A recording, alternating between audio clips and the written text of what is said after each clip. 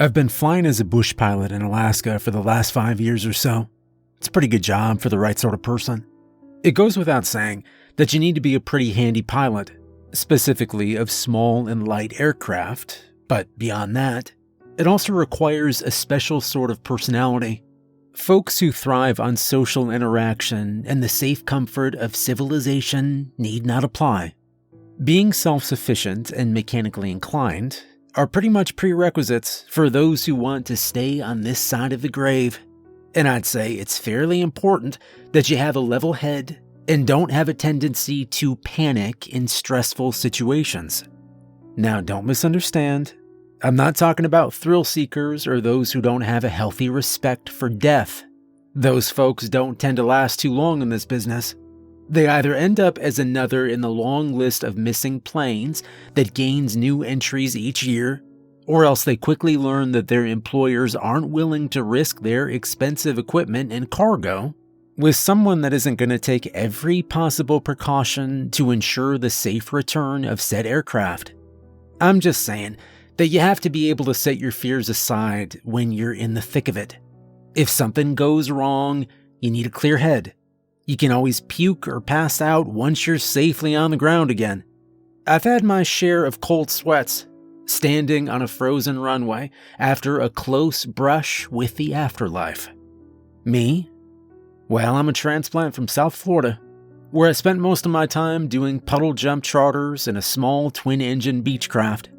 Interesting, sure, but dealing with people's never been my strong suit. I'm not exactly the sociable sort, even less so when I'm trying to fly. When you've got 4 passengers sitting a couple feet behind you and expecting you to play tour guide on their 2-hour flight across the Everglades, it gets old pretty quick. Or at least it did for me. I guess it works for some people. Anyway, a flying buddy of mine that I hadn't talked to in years called me up out of the blue one day with a lead on an open seat at the Bush Charter Company he'd been working with out of Fairbanks. One of their pilots had decided that the harsh Alaskan winters and isolation were more than his nerves could take. So he gave his notice, packed his bags, and headed back south. Truth be told, I'd never really considered looking for a gig in Alaska. I always had the impression that most of the bush pilots working there had been flying STOL.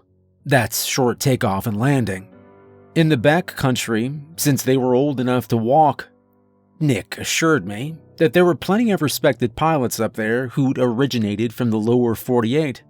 When he floated the salary numbers in my direction, I didn't take too long thinking about it before I'd made my decision.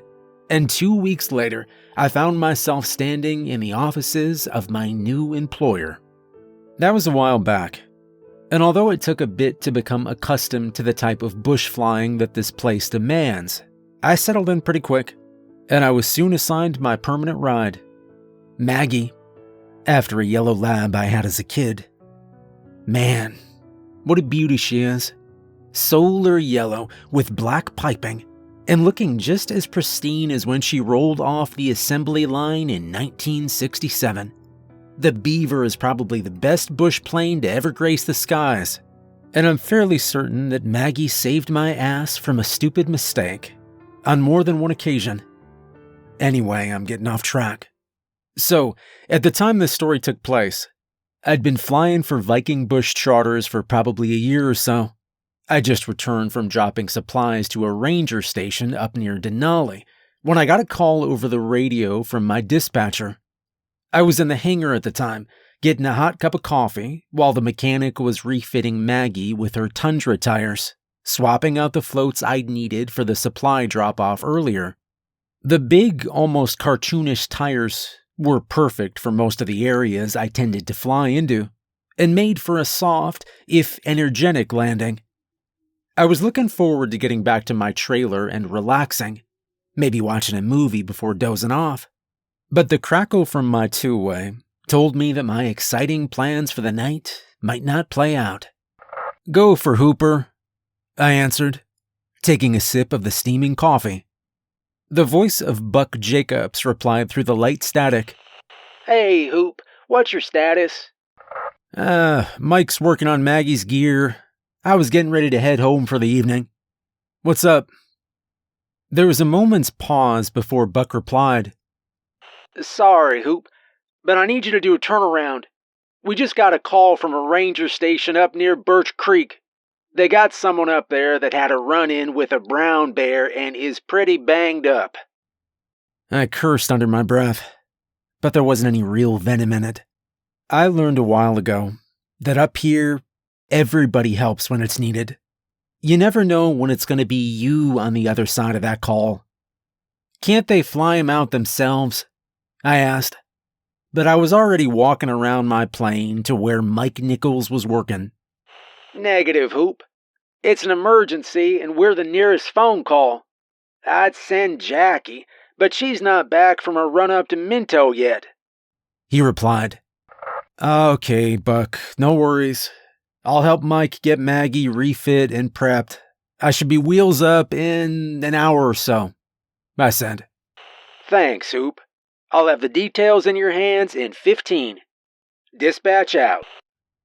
And there went my relaxing evening. True to my prediction, I was taxiing down the company's private runway an hour later, the vibration from the big radial engine creating a gentle thrumming that filled the interior. It was just before 3 p.m. when I was airborne, and being that it was late February, I knew I had just over 2 hours before sunset. So long as everything went smoothly, that should have been enough time to reach the ranger station, load up the passenger, and get back to Fairbanks before dark.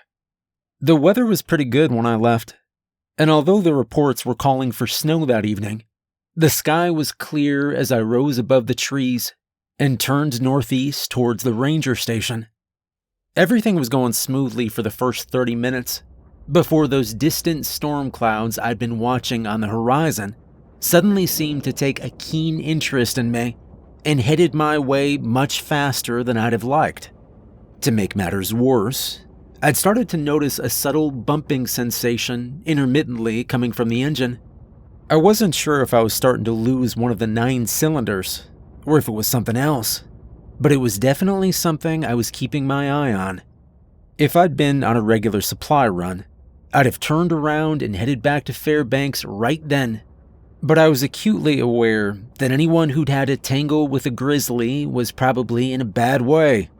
My flight out to the Birch Creek Ranger Station may very well mean the difference between life and death for this unfortunate soul.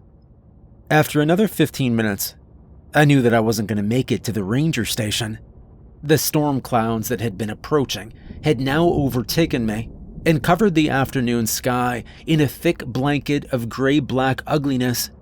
I could see the periodic flashes of lightning within them, and the air had grown turbulent.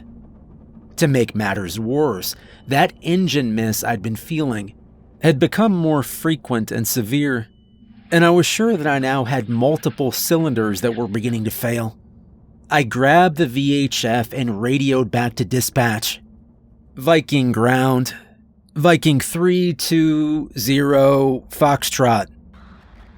Buck's voice crackled through a moment later. Viking 320 Foxtrot. Viking ground. Ready you, Hoop. Buck, I've run into some real nasty weather here. I've started picking up some engine issues. I'm afraid I'm going to have to abort and head for home. Please advise Birch Creek Ranger Station of my situation. Buck didn't argue. He knew I wouldn't abort a pickup like this for a few snow flurries. Roger that, Hoop. Looking at the weather radar now. Advise you make your heading 185 degrees and drop to 900 to avoid the worst of it. Roger that. Viking 320 Foxtrot out, I said, banking the plane to the right and starting my return to the airfield. The storm front, which had overtaken me from my left, had also descended with its approach, bringing the clouds low and thick. I pushed forward on the yoke, starting my descent to Buck's recommendation, and hoping that there weren't any errant mountains in my way. 5 minutes later, I was fighting with the wind for control of Maggie, and I was now nearly in a whiteout condition. relying almost exclusively on my instruments for navigation. The turbulence was getting severe, tossing the workhouse bush plane around like a kite in a gale. More than once, the groaning of the wing struts made me wonder if the storm was pushing Maggie past her comfort zone and testing the limits of her airframe. I descended a bit more, dropping to 500 feet, aware that in these low visibility conditions, I was pushing my luck with the terrain. The air was a little cleaner down here though, and the visibility a little better, but I was still being thrown around, and I knew I'd have to climb again pretty soon in order to clear the ridgeline I knew was not too far ahead of me. An unnerving metallic popping noise from above my head drew my attention momentarily, and in that moment, I made the decision that I had to find a place to set her down and wait out the storm as best I could. The trees below me were becoming visible now at this altitude, their peaks piercing the low cloud cover and heavy snowfall like ghostly claws, reaching up from the depths of some abysmal grave to drag me down. The biggest issue I faced now was finding a suitable place to land safely. I knew that the winds had pushed me off course, and I wasn't as familiar with this area as most others I spent time flying over. I wasn't aware of any landing strips nearby and was just praying to find a large enough clearing to accommodate her. Another engine miss. Worse this time. This time, the strained drone of the radio cut out completely for a half second before resuming, and for the first time since I'd come to Alaska, I realized that there was a very real possibility that I might not make it home. If the engine died completely in what now was a strong tailwind, my airspeed would quickly drop until one of my wings stalled. When that happened, it would quickly wing over, and I'd tumble to the ground in an unrecoverable death spiral. It might be months or years before my wreckage was discovered out here in the wilderness. I considered trying to turn into the wind to keep as much airspeed as possible in that event, but it was gusting bad enough that I was afraid to attempt it, especially with a limping engine. I was getting ready to radio dispatch and let Buck know of my worsening situation when the thick clouds parted ahead of me briefly. In that instant, I thought I'd won the most important lottery of my life. Directly ahead of me, a quarter of a mile out, was the unmistakable rectangular shape of a small airstrip. It was covered in snow that I hoped wasn't too deep, but it was my salvation, a lifeline that I wouldn't dare refuse. I quickly adjusted my approach and set my flaps as I made for it.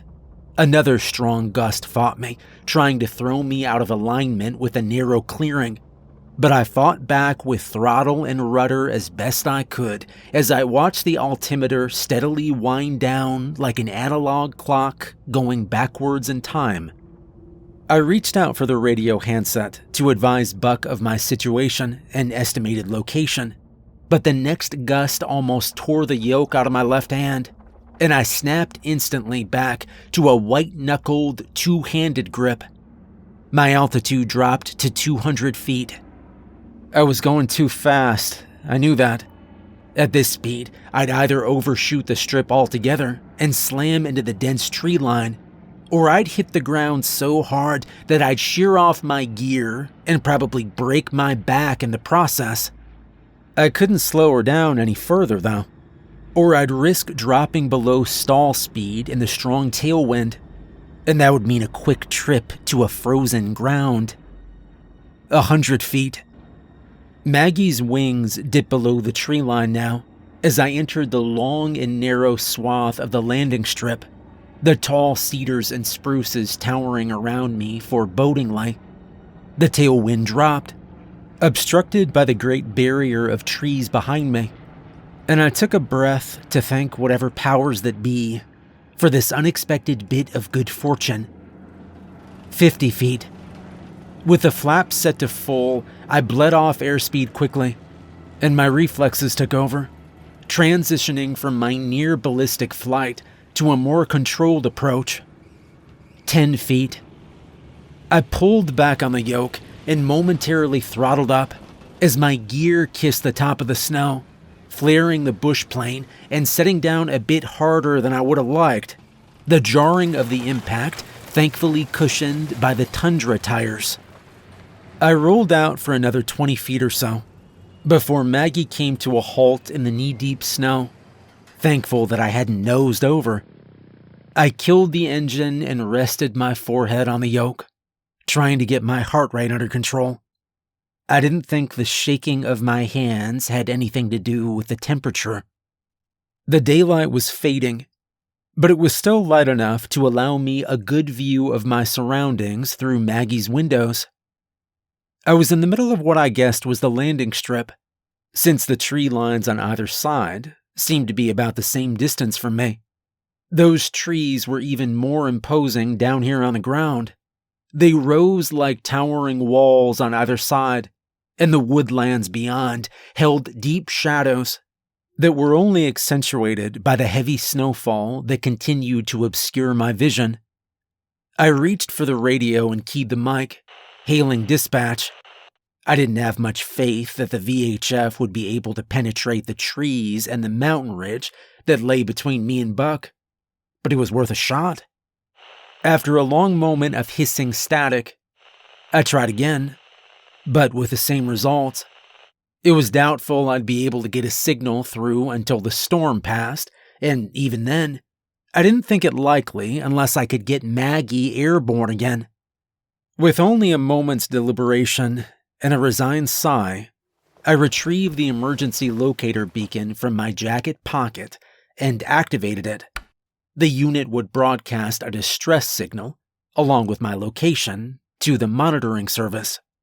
I knew it would be a day at least before help arrived, but the sooner I sent the call, the sooner they'd be able to get to me. I took another look out through the fuselage windows. If there was a landing strip, that meant a possibility that someone was nearby. I didn't think there was a ranger station out here, but there were enough hunting cabins and homesteads that there'd be a decent chance I could find shelter. The interior of the plane was still warm, but I knew that wouldn't last very long in this weather, especially with night approaching. I unbuckled myself and climbed back through the seats into the cargo area, where I pulled on my heavy coat and shouldered my emergency pack. Grabbing my rifle from its rack behind the pilot's seat, I unlatched and swung open the cargo door.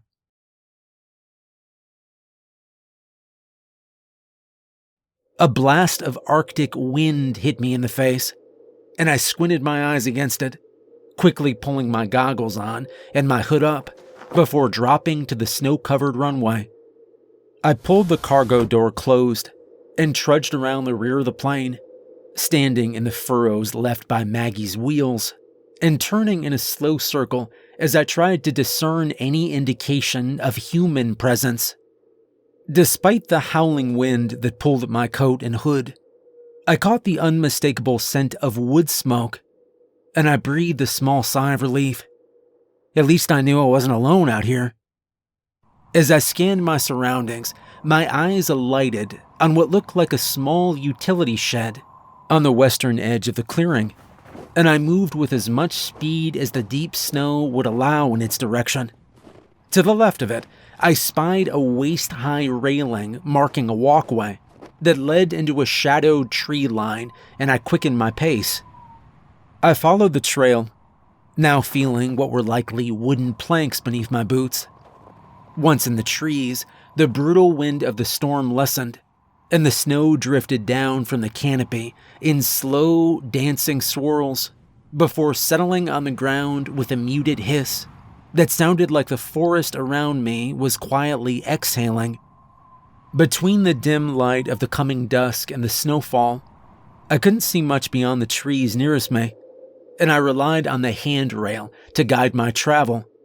It was another few minutes of plodding through the snow-covered walkway before I finally saw the building. At first, I thought it was a hunting cabin, solitary amidst the endless sea of trees. As I drew closer, though, I could see it was much larger than I first thought, low and wide, and of modern construction. Some sort of sign stood between two timber uprights just off the path, its face covered in snow and ice. I paused to brush it clear, somewhat surprised to see the blue background and logo of the Alaskan Division of Agriculture. White lettering beneath it indicated that this was the White River Basin Agricultural Research Center. I'd never heard of the ADOA having wilderness research centers, but I suppose it wasn't too far-fetched. Regardless, this was even better news than I'd expected. This meant that I wasn't approaching some isolated hunting camp, but instead a government post. And that meant my chances of survival and rescue had increased significantly. Just as I approached, however, the door abruptly swung open, spilling yellow light across the white snow. A man stepped out from the doorway and shouldered a shotgun, leveling it right at my head, his eyes wide and wild as they stared down the barrel at me. "Stop right there," he shouted at me, his words coming in angry puffs of steam in the frigid air. "Don't come any closer." Whoa, hold on a minute, Chief. Just wait, I answered, my hands going up reflexively. I'm not here to cause any trouble. He motioned with a shotgun. "Drop the rifle, nice and slow. I'm warning you. I won't hesitate to blow you in half if you make any sudden moves." Moving my left hand up to show I was no threat, I bent slowly and placed the rifle on the ground, before rising again. "What's going on?" I said. "Who are you? What are you doing here?" he demanded. I could see the muzzle of the shotgun trembling, and I worried that he might end up shooting me by mistake. He was wearing what looked like a government-issued coat with an embroidered patch on the shoulder, and he had a week's growth of beard. "Easy, boss," I said, trying to keep my voice level and calm. "My name's Hooper. I'm a pilot for Viking Bush Charters out of Fairbanks. My plane was forced down in the storm, and I was lucky to find your landing strip before she ended up in the trees." I was starting to wonder if lucky was the right word anymore. He looked at me a long minute, his eyes scanning me over, then motioned at me again with the shotgun. "Take off the goggles. Let me see your eyes." That caught me off guard, but I nodded and slowly moved my hands to remove the tinted goggles, careful not to make any sudden moves. He leaned towards me, eyes locked hard on mine, searchingly. Then, seemingly satisfied, he abruptly lowered his gun and nodded, as if reassuring himself. He jerked his head back toward the doorway, and his entire demeanor suddenly changed. "Well, Hooper, come on inside, and bring your rifle. It's too damn cold out here." With that, he turned and walked back inside, resting the shotgun against the interior wall next to the door. Now, even more confused than before, I reached down and picked up my rifle from the snowy ground, my gaze never leaving this man. As inconspicuously as I could, I worked the lever, chambering a cartridge, and followed him in. It was such a bizarre interaction. I wanted to make sure he wouldn't surprise me again if he decided to change his mind. When I entered the building and closed the door behind me, I found myself in what looked like a wood-paneled visitor's room, with a couch on one wall and a blazing fireplace fronted by a couple of chairs on the opposite. The man had moved over to a small table near the fireplace, pouring a glass of whiskey from a half-empty bottle, and now seemingly completely disinterested in my presence. I frowned and glanced around the room. Aside from the sparse furnishings, there was a closed door access from the one I'd entered through, labeled with a restricted access sign.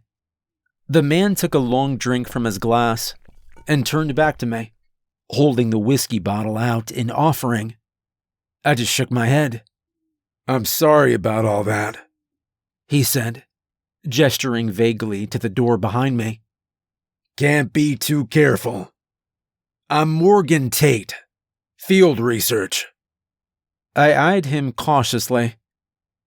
"Okay, Morgan Tate. Do you make a habit of welcoming visitors with a shotgun?" I still wasn't sure exactly who I was dealing with here, but something was clearly off. He just grinned at some private joke that he alone shared, and then ducked his head in a nod, taking another swallow of the whiskey. "Lately? Yeah. Or at least, I would if I got any visitors." He pointed at me with his tumbler and sat heavily in the chair. I was starting to get the impression that this wasn't the first drink of the day for Mr. Morgan Tate. "You're the first living person I've seen in more than a week," he added. "You the only one here?" I asked, looking around the room. There was a row of hooks on the wall beside the door, and I took note of several coats hanging there. He smirked, something unreadable behind his eyes. "Now?" "Yeah," he said. I didn't know what sort of game he was playing at, but I was starting to lose my patience. "You care to elaborate on that? I'm having kind of a rough day, and you're not making it any easier," I said. The dark-haired man finished off his drink and stood. "Sure, why not? I suppose you're part of this now," he said, pushing past me toward the restricted access door. I followed him as he pushed the door open and proceeded along a narrow, tiled corridor, lit by harsh fluorescent lights. It felt out of place, more like I was walking through the halls of a hospital rather than an ADOA building in the middle of the bush. He looked over his shoulder and took note of my surprise. "Yeah, not quite like the ranger stations, is it?" he said, stopping in front of a heavy-looking door at the end of the corridor and keying a quick code into the panel above the handle. I heard a soft click, and he pushed it open, exposing a darkened room beyond. He entered, and the lights flickered on as I followed. The room we now stood in was larger than the previous one, probably 30 feet across, and smelling of antiseptic and chemicals. Several rows of stainless steel tables were neatly arranged within, occupied with various unfamiliar laboratory paraphernalia and equipment. In addition to these lab stations, there also appeared to be examination tables along the far wall, a few of which had white cloths covering unidentifiable shapes. I suppressed a shudder. It reminded me of a morgue, though the concealed objects were too small to be human bodies. "What is this place?" I asked, my eyes taking it all in.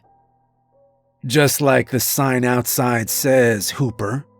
This is the White River Basin Agricultural Research Center," he replied, leaning against one of the tables.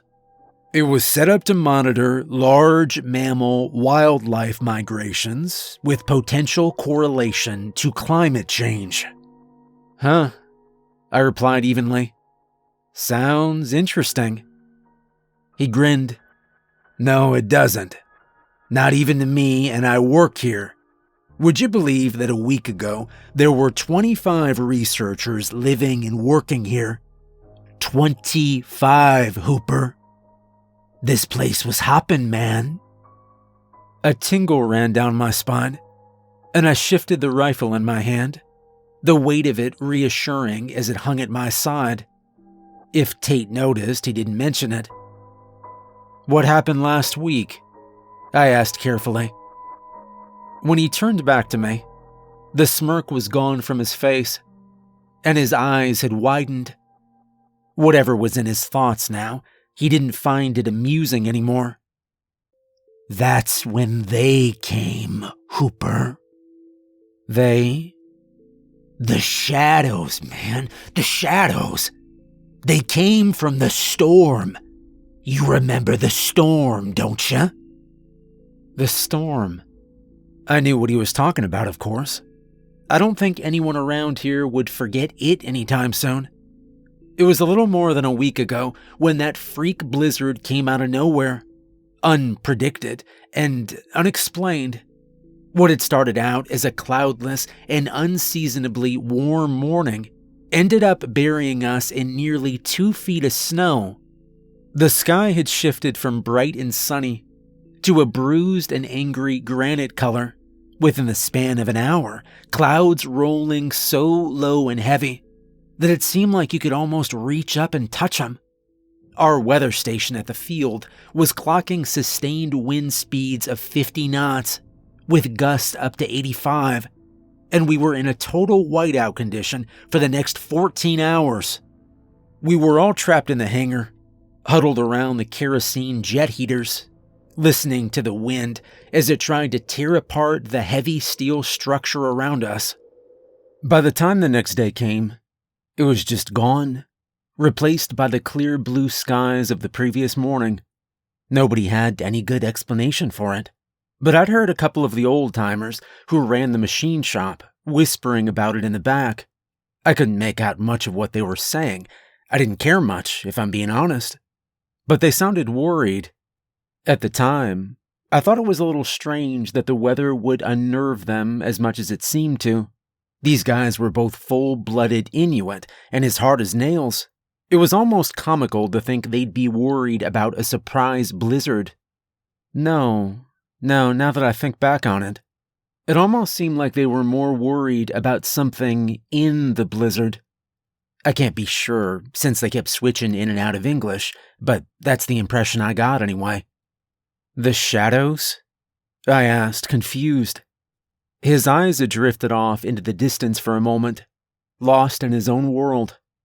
In the next moment, he snapped them back to me eagerly, just like he'd had an epiphany, and said, "Yeah, you want to see one?"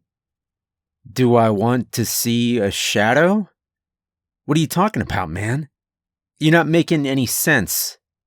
But he was already on the move again, walking across the room to another door. He beckoned me to follow, entered his code, and pushed it open. Wordlessly, I followed, unease whispering in my ear. He led me along another hallway, glancing over his shoulder periodically, like he was making sure I was still there. "I caught one. The other researchers didn't think it was possible, but I knew I could," he said. It almost sounded like he was talking to himself more than to me. He stopped at the door marked OR-2, pushed it open, and walked inside. I trailed behind him hesitantly, feeling apprehensive about this whole thing. A slow feeling of dread had been worming its way through my subconscious, and I wasn't so sure I wanted to follow this man much further. The whole situation felt wrong, and I was starting to think that Mr. Morgan Tate was more than a little unhinged. Where were the other researchers he'd mentioned? I'd question whether they ever existed at all, if not for the size of the place, and the coats hanging by the door in the reception area. The room I stepped into now was much smaller than the others, and had the feel of some sort of control room. The wall to my left held narrow lockers and a rack of coat hooks occupied by several white lab coats.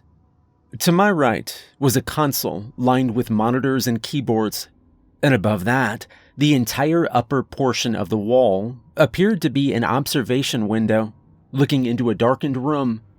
On the opposite wall was one of those airlock doors that you see in isolation areas of hospitals, stainless steel and with a small circular window in its smooth surface. The computer monitors were on and were displaying various graphs and streams of data. Tate sat on one of the chairs at the console and started typing into the keyboard. "They're incredible," he said absently. "Like nothing we've ever seen before." I moved closer to the observation window, straining to make out anything in the darkened room beyond. All I saw was the blackness. "You have something in there?" I asked, suddenly feeling very uncomfortable. I wasn't sure I wanted to see whatever this nutcase wanted to show me. "Why are the lights off?" I asked. He glanced away from the console for a second and turned an unreadable grin on me. "They're not," he said. With that, he stood and leaned forward, pounding the heel of his fist against the window with a resounding shudder, making me jump in surprise. I didn't quite understand what I saw next. The darkness that had obscured my view suddenly swept aside, like someone snatching a curtain violently from across a window and out of sight. But that wasn't quite right either, though. It was more fluid in its abrupt motion, almost like smoke being pulled away by an incredibly powerful and unseen exhaust fan. A muted screeching sound reached my ears, sounding eerily like a poor imitation of a bird of prey. I assumed that the observation room was soundproof, or near enough, and I wondered exactly how loud that wailing must have been for it to reach my ears. I leaned closer to the window, peering upward and to the left where the darkness had disappeared to, but I couldn't see any sign of it. And then I looked to the rest of the room, and I gasped. A dozen corpses lay strewn about the otherwise barren interior of the room. But they weren't bodies anymore. Not really. They were nothing more than skeletons now, still dressed in the clothes they'd worn when they fell. Most were intact, though a few had scattered where they struck the tiled floor. The bones were stripped of all remnants of flesh and were bleach white. "What the hell?" I said. Tate nodded excitedly. "It's incredible, isn't it? The others left, but I was able to lure 2 of them into the holding room, and I trapped them there." I stepped back, feeling my stomach turn, and I turned my gaze upon the man. "But the bodies," I said. He nodded again, almost eagerly. "That's how I lured them. Most of the remaining researchers fled in here to hide. You see, it needs to eat, to hunt. It can't survive without sustenance, no more than you or I. There were 2 in the beginning, but after the food ran out, this one turned on the other, and now there's only 1. "The food?" I said. "You mean those people?" I tightened the grip on my rifle, and I took a step backwards to put a little space between us.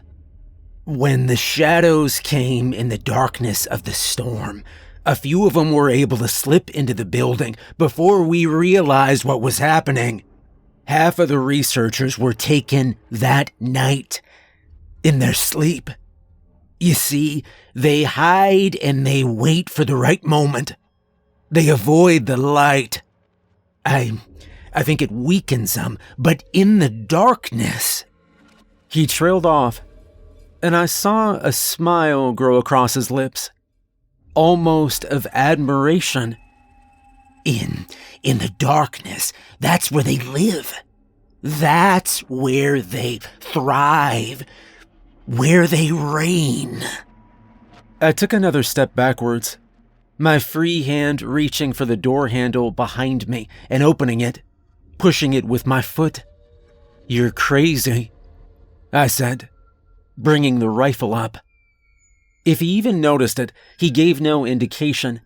His eyes had taken on that maniacal glint again, and he stood, giving a small nod that I thought was meant to reassure me.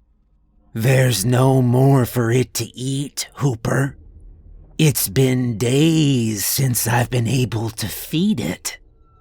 He took a slow step towards me, and I matched it with a retreating one of my own. He smiled and continued, as if explaining to a child, I have only myself left to offer, but that's not enough. Don't you understand? This isn't just a thing. It's not just an animal. It's far beyond our understanding, far beyond our own primitive evolution. It's perfect. His eyes flicked away from me for a moment to an illuminated red button on the console nearby, and his hand drifted over to it. Don't, I shouted, bringing the rifle up to my shoulder. Don't do it, Tate. But there's nothing to be afraid of, he replied. It's quick. His hand hovered over the button. I will shoot you, Tate. Don't make me do it, I warned. From where I stood, I could see another one of those airlock doors through the observation window. And to my horror, a swirling mass of blackness massed at the threshold. I could almost feel its anticipation. This wasn't the first time it had been fed. It knew what was coming. In that instant, when my eyes flicked away from him, Tate stabbed at the button. With a curse, I squeezed the trigger at the same instant, but it was too late. He'd already pressed it. I watched in horror as the twin airlock doors began to retract, and without another thought, I turned and I fled as fast as I could go. Thankfully, the codes required to open the doors weren't needed to exit them, and I flew down the hall and through the research room. As I passed it and threw open the door to the reception area, I heard that wailing screech again from behind me, haunting and otherworldly, echoing through the empty facility, much louder than before. And then I heard another sound, this one the agonized screaming of Morgan Tate. I only gave it the briefest of thoughts as I jerked open the outer door and I fled into the snowstorm. I could only hope that feeding time would give me enough of a window to make it back to Maggie. The air had darkened even more with the coming of dusk, and had grown colder. Thankfully, the storm seemed to have lost much of its fury, the front having now passed by and leaving me in its relatively calm wake. I ran along the path, just enough light remaining of the day to follow the tracks I'd made on my way in. The rifle was heavy in my grip, but I didn't dare lose my only defense. When that howling screech echoed through the trees behind me, I redoubled my speed, praying it wouldn't be able to find me before I'd reached Maggie. The cold air burned my lungs, and my throat was raw by the time I reached the snow-covered landing strip. I almost cried with joy at the sight of my bright yellow Maggie. I reached the cargo hatch and swung it open, throwing myself inside and pulling it shut behind me, just as another one of those haunting wails reached my ears. Closer this time. I didn't dare look out the windows as I threw off my pack and rifle and climbed back into the pilot's seat. I buckled on my harness and my hands danced over the controls. The startup procedure, second nature. Battery master on, fuel selector to center, mixture lever forward, fuel oil shutoff lever down. A resounding high-pitched howl penetrated the cabin, and something black moved outside, rushing from window to window, door to door, searching. It was here now, trying to find a way inside. Concentrate, I thought. Throttle at 10%. Fuel pressure pumped to 5 psi. Engine primed. I froze. My windshield had suddenly gone completely black, shrouding me in darkness. Even though I couldn't see anything, in the featureless void just a foot away from my face, I could almost feel its desperation. I felt its sightless gaze, and below that, an inhuman and alien hunger. I pressed the starter switch and the 9-cylinder radial engine started turning over. Slowly at first, laggard and sluggish. My blood chilled as I realized it wasn't catching. It wasn't starting. My thoughts flew back to the engine problems I'd been experiencing before my emergency landing. And in that moment, I was certain my luck had finally run out. But then a backfire, then another, and then a third, coughing black puffs of smoke from the exhaust. And then it caught, and that big, beautiful Pratt & Whitney radial took over, the loud drone rising smooth and steady as Maggie woke from her slumber. I pushed the throttle forward, inertia pressing me into my seat. I no longer cared about the engine misfires or the storm. A fiery death in the trees was preferable to whatever that thing had in store for me. The snow was deep, and even with the big Tundra tires, I had to work to keep from nosing over as I began to gain speed. At some point, the black mass disappeared from my windscreen, and I was greeted with the glorious sight of an open path before me. With the passing of the storm front, the wind had shifted directions, and I was into a headwind now, perfect for my needs. I pushed the throttle to full and pulled back gently on the yoke. I felt the wheels leave the ground, now free from the snow's drag, and continued my climb until I was above the trees and gently banking back toward the south, towards home. As I passed over the landing strip, I thought I could just make out a black shape on the ground below, stretching and snaking along after me, before I lost it in the trees.